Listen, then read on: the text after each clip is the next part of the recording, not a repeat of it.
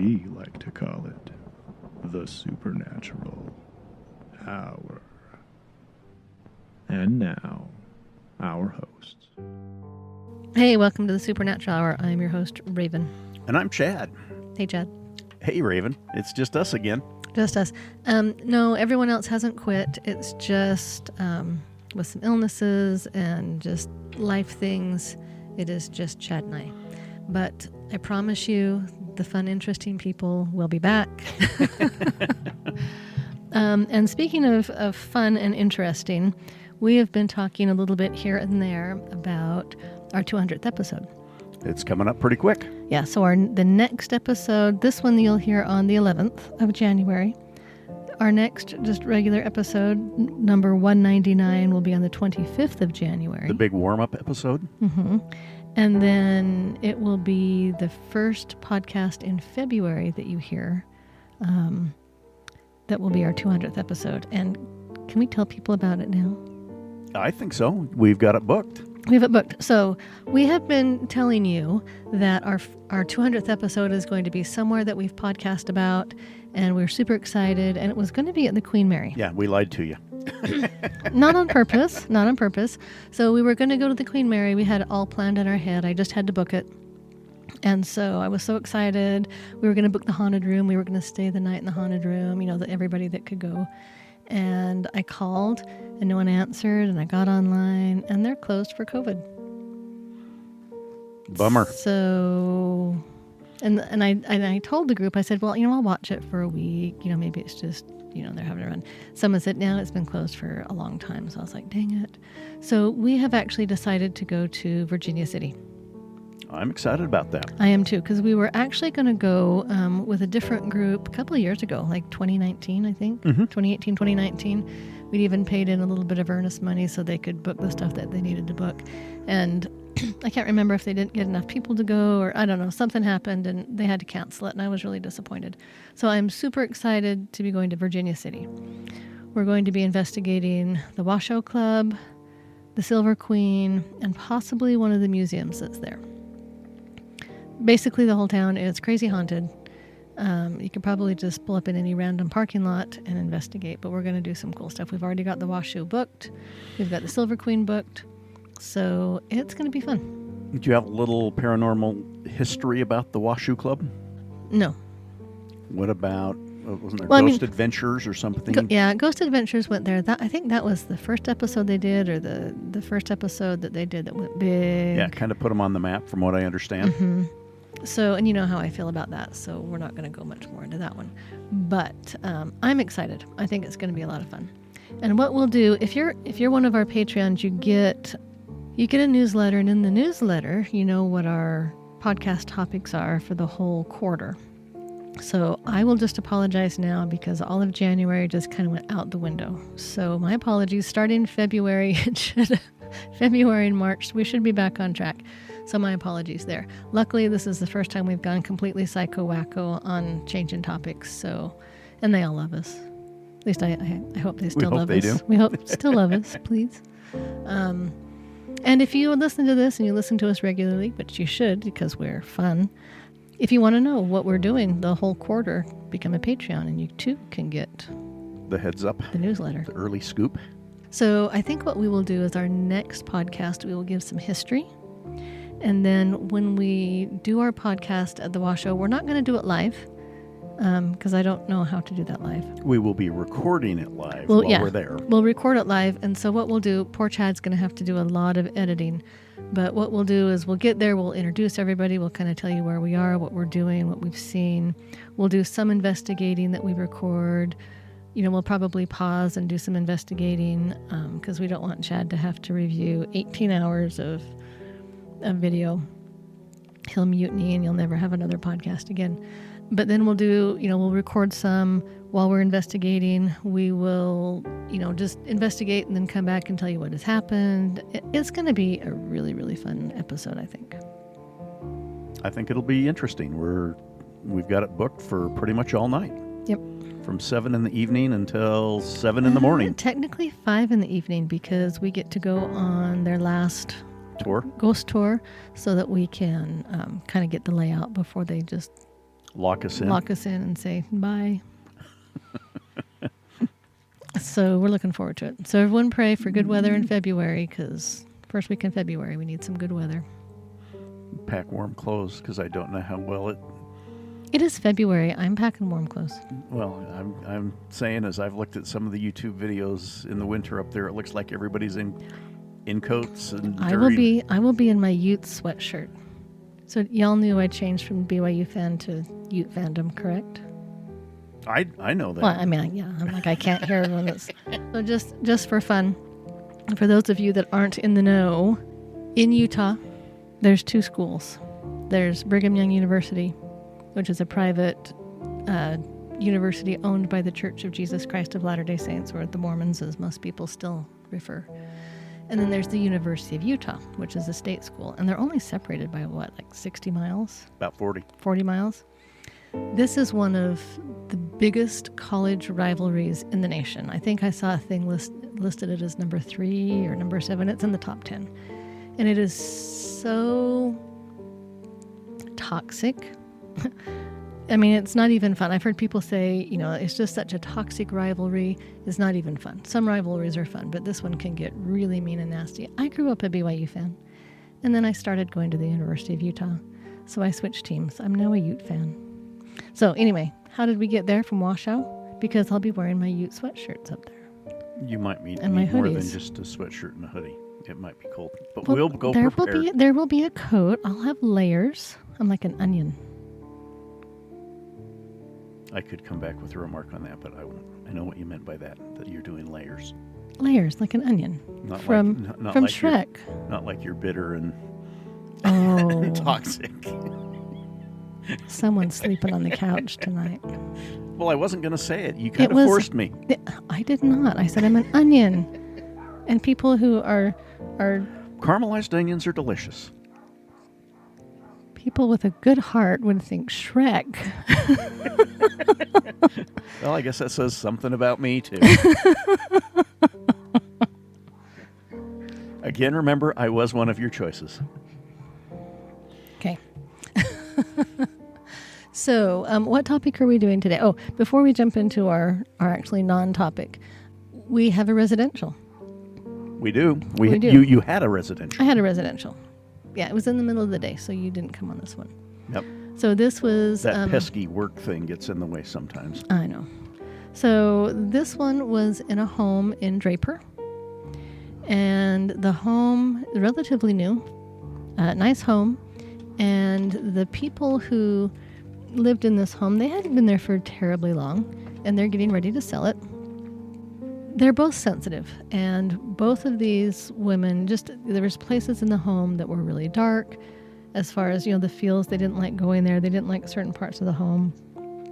And I don't remember that they really said that there was anything that happened. It wasn't like, oh, we see shadows or we hear voices. The mother and the daughter just, again, were both sensitive and could just tell that there was heavinesses in a few of the places. So it was me, Denise, Laura, and Candace. And when we got there, it was really interesting. Oh, they also had 2 mirrors in the master bedroom that just kind of gave off some weird vibes. So I went in, and for those of you that haven't listened or haven't heard me talk about this, because I don't talk about it a lot, I can do psychrometry, which means I can touch something and get energies behind it. And one of 3 things will happen if I touch something and kind of focus. So if you ever watched that movie, The Haunting of Hill House, there was the girl that could touch things and Was always wearing the white gloves. she had to put the gloves on so that I'm her, but I don't have to wear gloves because I have to concentrate and think and purposely do it. I don't just touch things. Sometimes I have, but not very often. I've touched things sometimes and thought, ee, but I don't have to wear gloves. I'm not that sensitive with it. I have to focus. Anyway, but one of 3 things will happen. I either get a color picture in my head, or I will get a white background with a black word on it, or words. And it's interesting. I had a friend who, her husband thought this was fascinating. And every few days I'd get a knock at the door and he'd be standing there and he'd hand me something. Hold this, tell me about this. He thought it was just really fascinating. Well, one time I went to their house because they had us come over and do an investigation. So we were over doing an investigation, and he handed me this paper bag.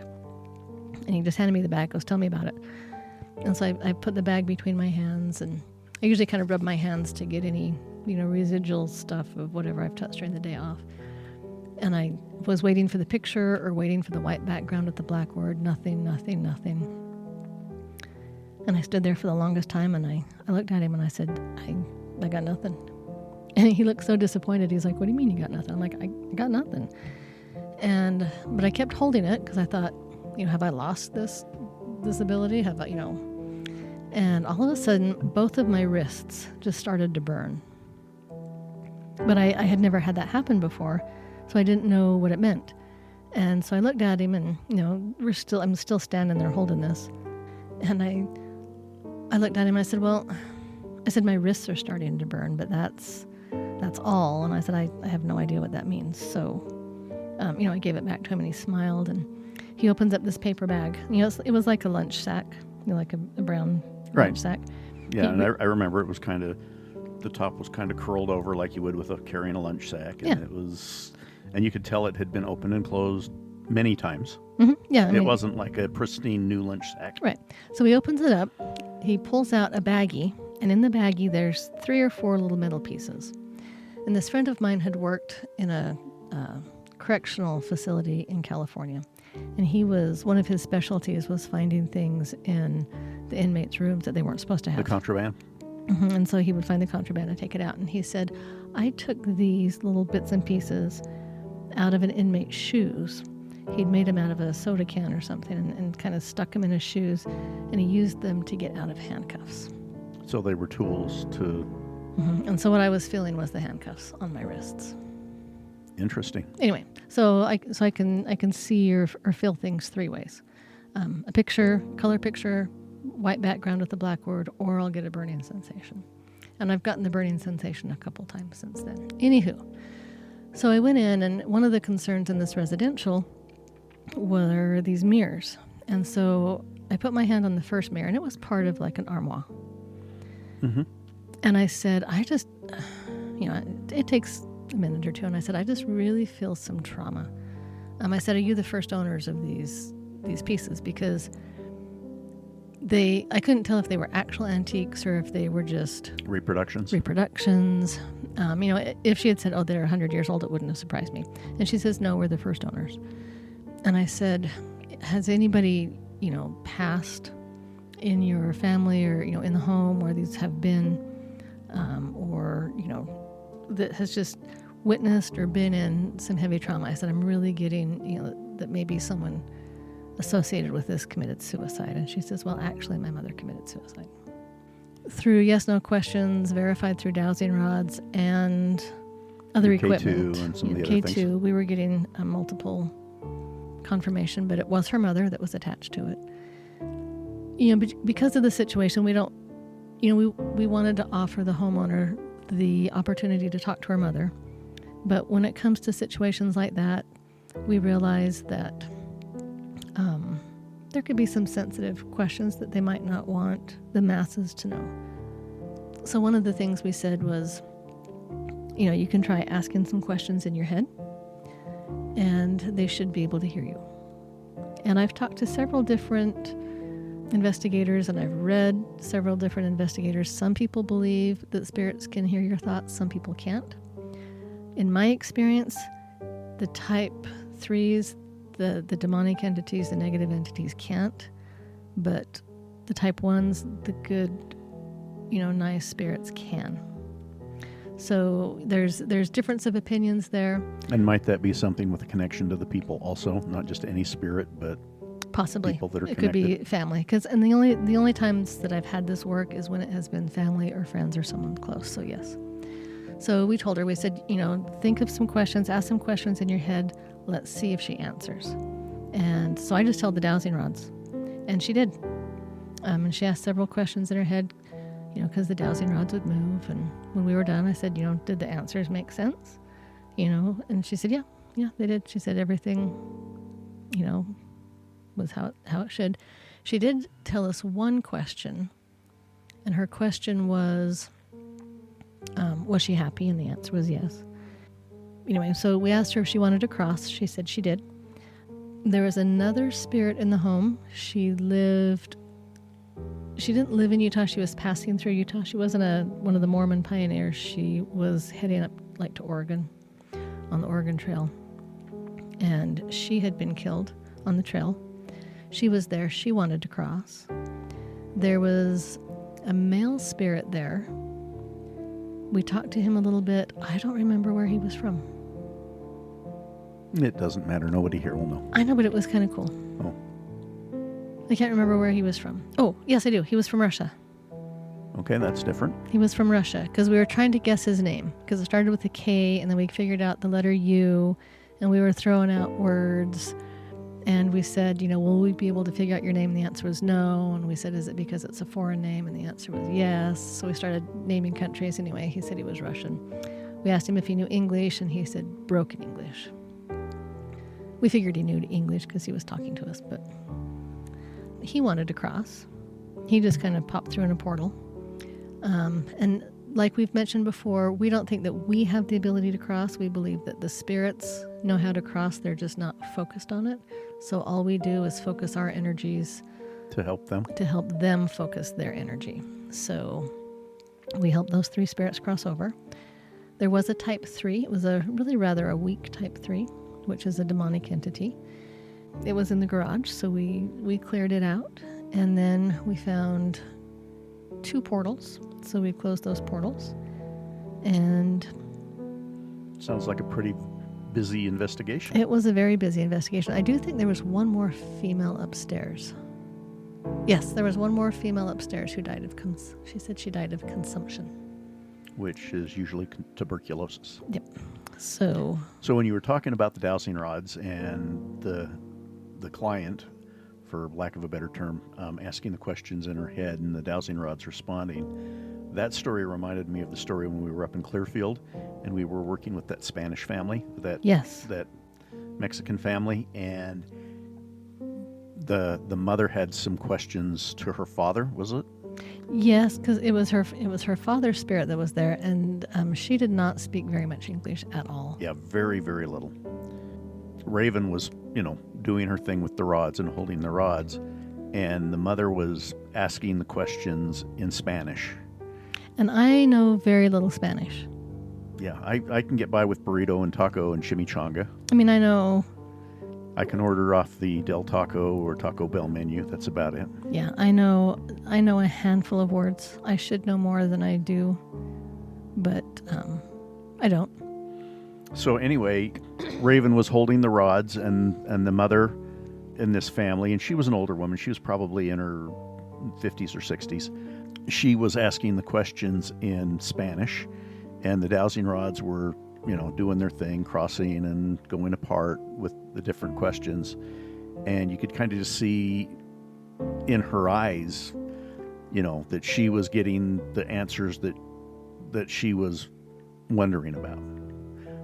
And it was really interesting. And Ravyn needed to excuse herself for a few minutes, and she went out, and I was able to ask the mother through the daughter that was there if the answers, did she feel like she got the questions answered that she was wondering about? And she said yes, that was something. Yeah, I actually heard you ask the question, and the way you asked it, the way you phrased it was, are the answers you're getting to the questions making sense? Yeah.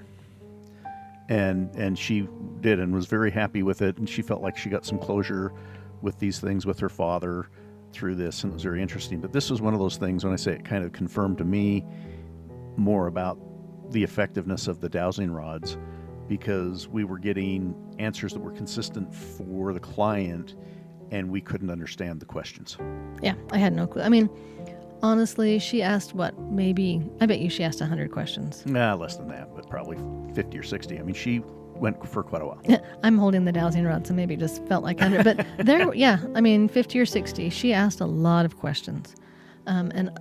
She's speaking pure Spanish, and I could pick out maybe a few words here and there. I mean, of the 50 questions that she asked, and let's say each question has roughly, 4 or 5 words, So let's just say 5 to make the math easy. She said 250 words. I probably understood 5 of them.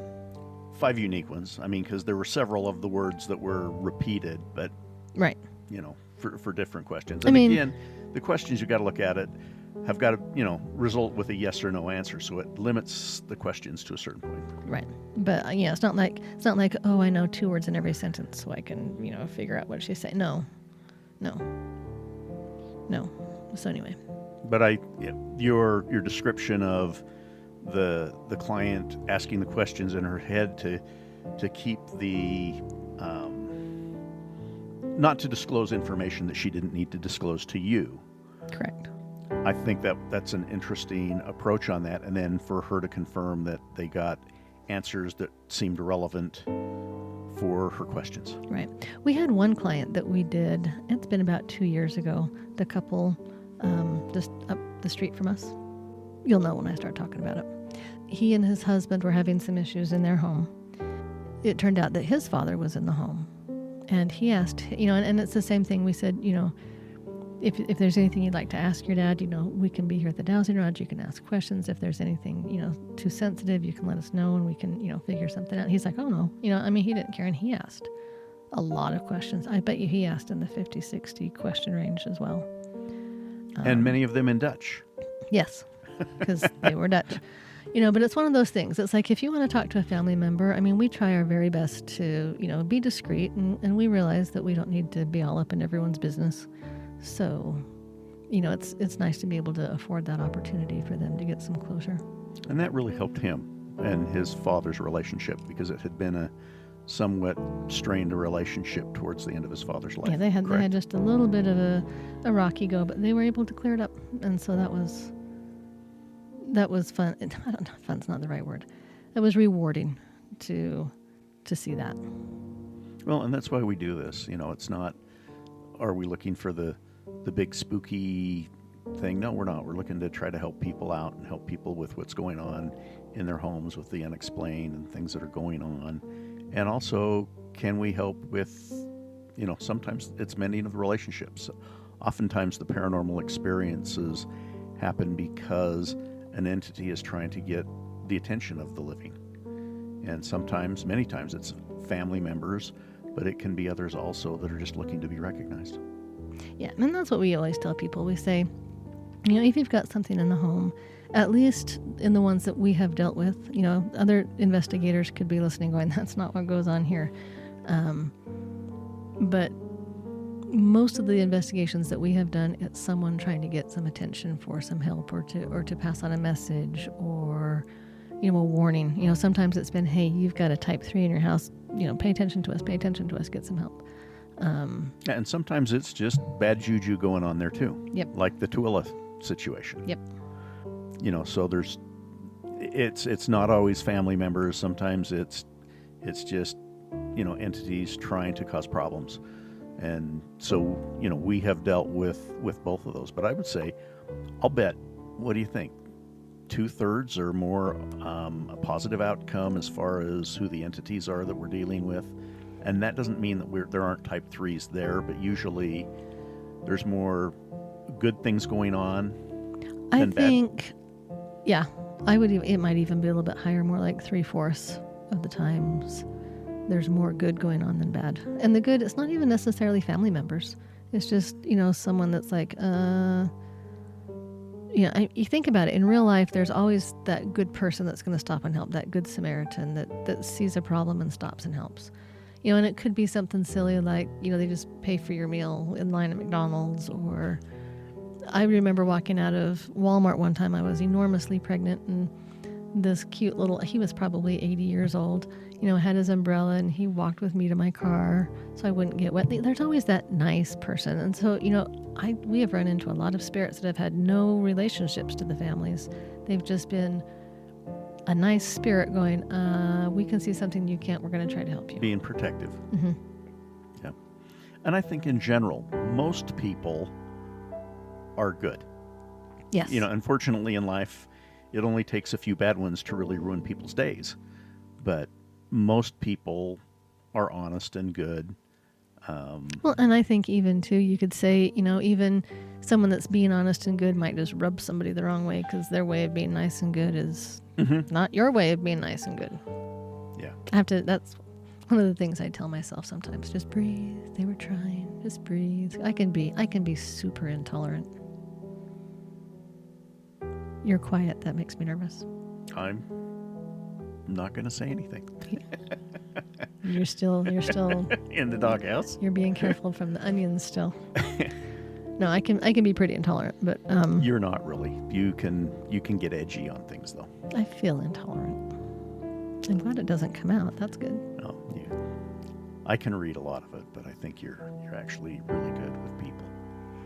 I have my days.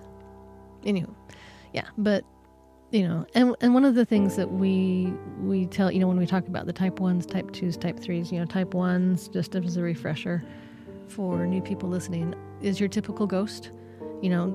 Grandma passes away for whatever reason. She doesn't want you to find the cookie recipe, so she hangs out in the kitchen and bangs pots and pans. And then you've got your type 2s, and we classify type 2s differently. A type 2 is either that jerk.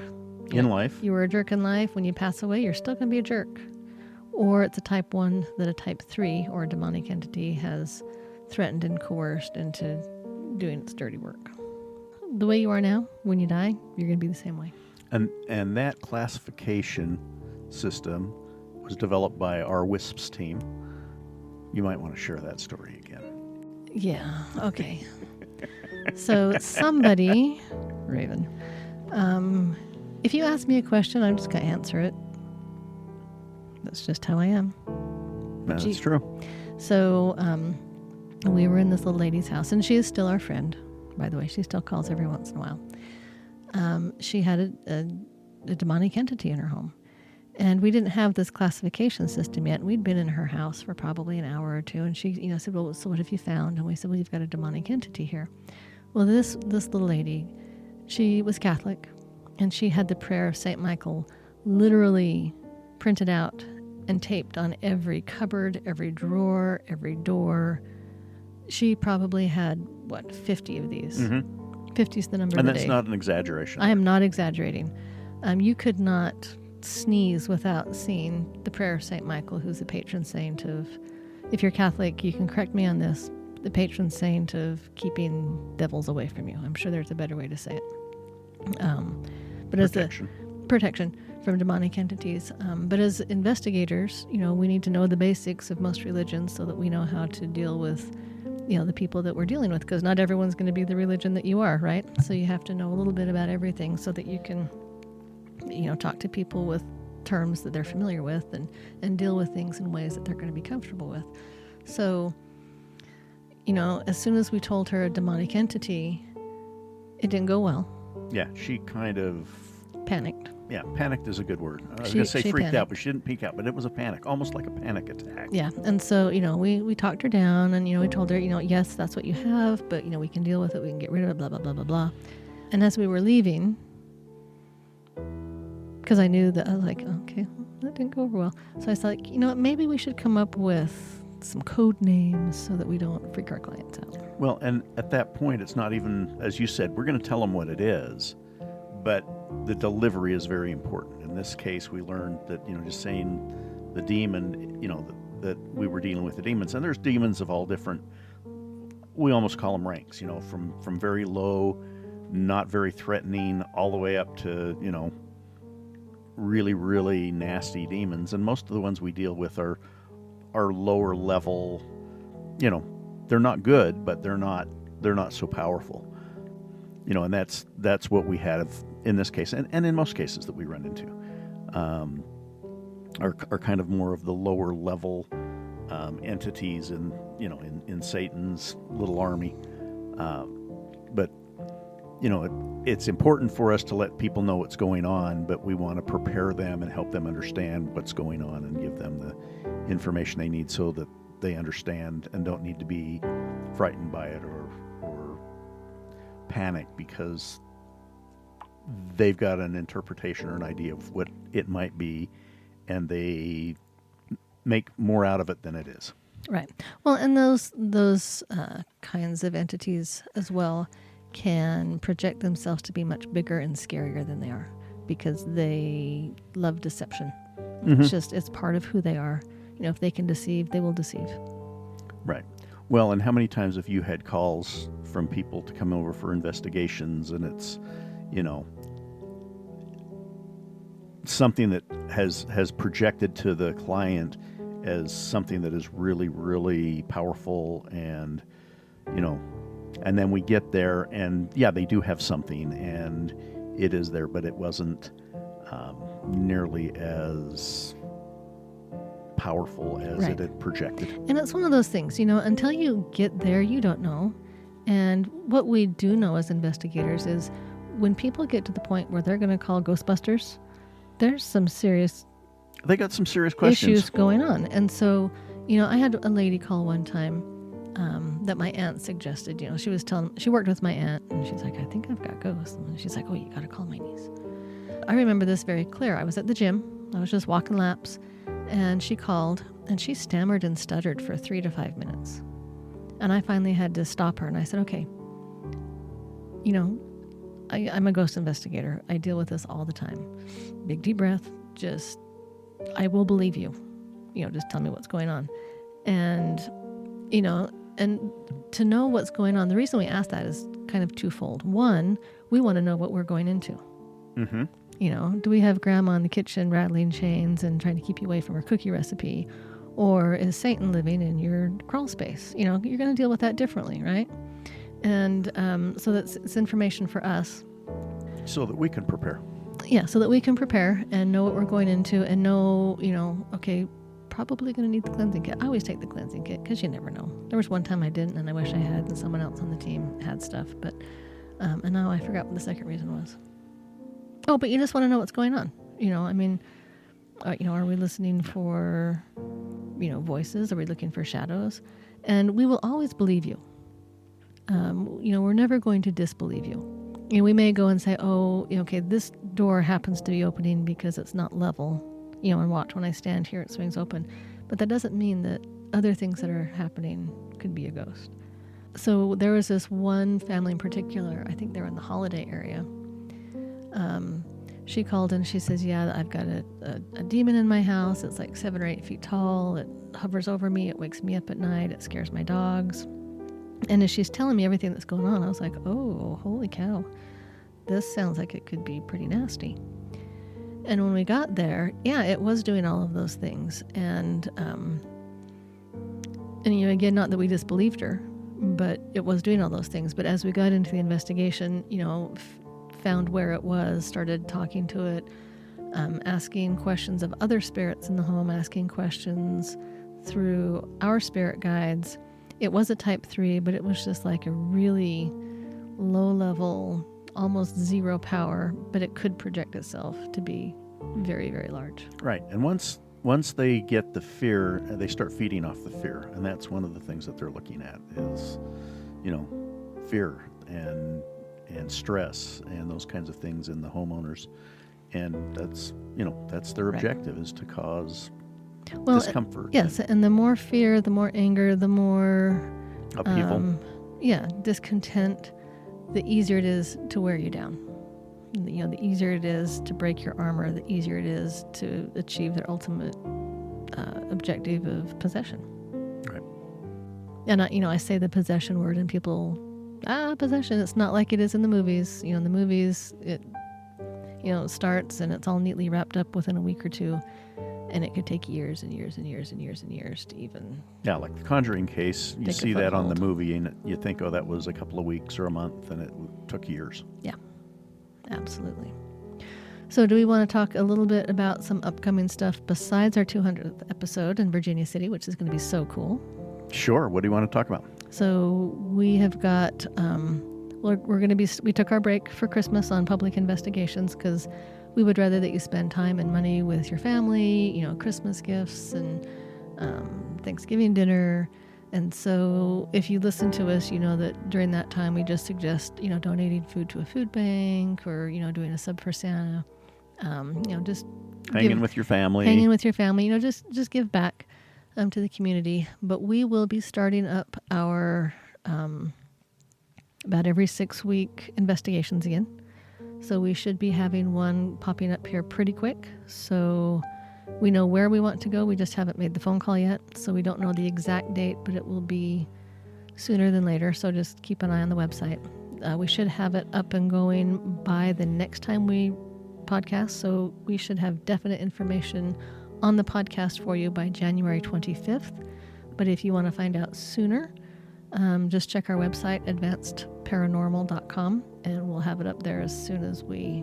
Yeah, and if you've been on the investigations with us in the past through Eventbrite, who hosts our ticketing, you'll get an email through them and through us for this upcoming investigation. It's a great venue. We've been there before. It's been a couple of years since we've been there. Pretty excited. We had tried to get into another really important, really big venue, and it's not available.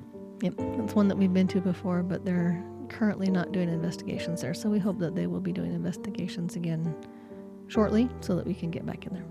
But yeah, so we're a little behind schedule because what our plan got disrupted by the venue not accepting investigations. Yeah, had a little rough go there between the Queen Mary and this other place. We're having some disappointments. But, I am super excited for Virginia City because I think there's going to be more there to investigate. Yeah, we've watched a lot of YouTube videos on the Washoe Club and Virginia City in general and all of the different things there. There's so much going on there. Oh, yeah. I'm excited. Yeah, it's going to be an amazing place. Okay, I have a junk drawer. You do? I do. Cool. What is it? And then, okay, hang on. I'm old. I need glasses. So, as you know, again, if you've listened to us on a regular basis, you know that I'm learning Arabic. There's different dialects. They usually teach you, in the United States, they usually teach you the Egyptian dialect. Because everyone will understand you. Egypt is basically like the California of the Middle East. It's where all the music comes from. It's where the movies come from. So you might not understand everybody else, but they'll understand you. So this is about an enchanted statue, which is in the Egyptian Museum. Okay.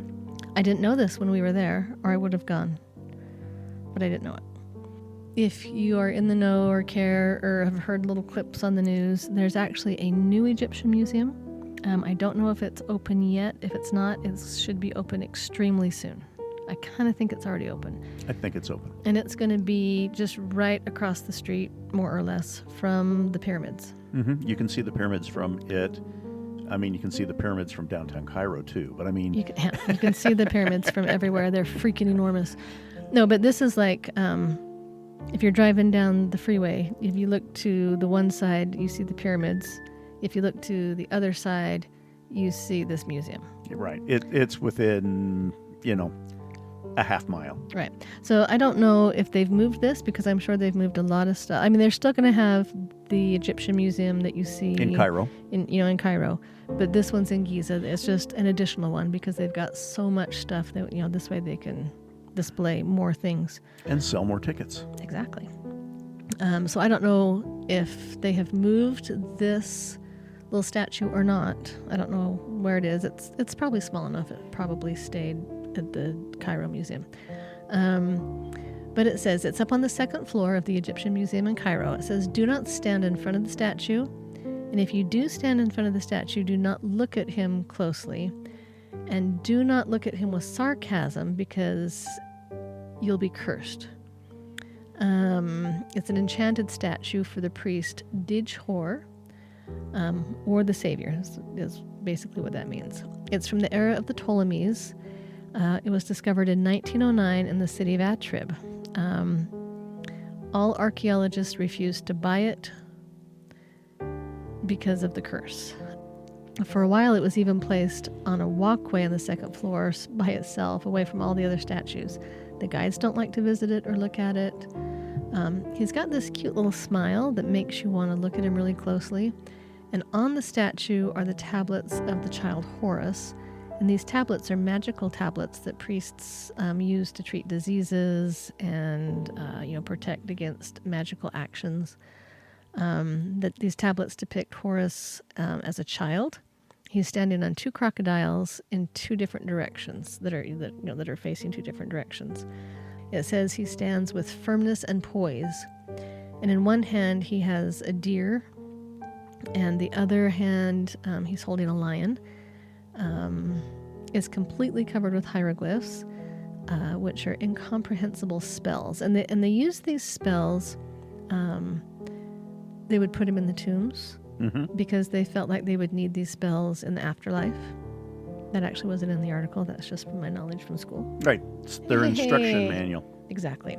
They just felt like in order their owner's manual. They felt like in order to get, it was like a video game in a way to them, because they felt like in order to get to the afterlife, you basically had to pass all these tests and get past all these bosses. So it's their cheat sheet? Yeah. Basically, I mean, that was very, very basic, but basically. The statue is being treated for fatal diseases, like bites of scorpions, snakes. It's the black magic haka. So water was pouring over the head of the statue. Let's see. It also used... so the water pouring over it was to become magic water so it could heal the sick. It's also used in the treatment of scorpion stings, snake venom. It's also used to protect pregnant women and the newborn baby. But everyone is... I mean, it sounds like it would do good things, but everyone's terrified. It said one of the tourists, after hearing the story, came to the statue one day, and he had a water bottle, and he threw water on his head. Then he took the collected water and poured it over his head and body. After that, the tourists started to suffer from psoriasis. The tourist came 6 months later and visited the statue and bowed before it in gratitude, and then he recovered from his illness. But no one visits him because they're afraid of the curse. And it looks pretty big. It says, if you do visit him, respect him and do not look at him with sarcasm, because you will be cursed. And there's the picture of it. I think I remember seeing that one. Do you? Yeah. You didn't look at it with sarcasm, did you? I didn't look at any of the things up there with sarcasm. I looked at all of them with amazement and wonder. It was an amazing thing. I could have spent several more hours there reading things. You saw things, but it's like you didn't get a chance to read about everything. I think you would have to go to that museum 100 times to even pretend to think that you've seen and read everything. Yeah, you can kind of see everything as you walk around and go, ooh, that's cool, but it doesn't sink in until you really get a chance to... Yeah, we'll put a picture of this up when we put it on YouTube. It's kind of a cool statue. I thought it was very cool. No, when we went to that museum, we got there first thing in the morning. Mm-hmm. I mean, 10 o'clock in the morning. And my feet literally hurt when we were done. Yeah, we were there till like 3. We would have stayed a little bit longer, but I'm like, my feet are killing me. I cannot take even one more step. Anyway. Very interesting. So for those of you that know what our podcast schedule is, we will get back on track for the 25th of January. Our apologies. Christmas. Crazy. Yeah. And get some other people here too, hopefully. Oh yeah, they'll be here. Got a lot to look forward to. You get to look forward to our 200th episode coming up. You get to look forward to our first public event of the 2023 season. I think it's going to be a really good year. Yeah, I'm excited for it. Really good year. So anyway, thank you for being here with us. Stay spooky, my haunty friends. Hey, have a good night. You've been listening to the Supernatural Hour at AdvancedParanormal.com. The Supernatural Hour is part of the Radio Ronin network, found at RadioRonin.com. Copyright by Advanced Paranormal Services.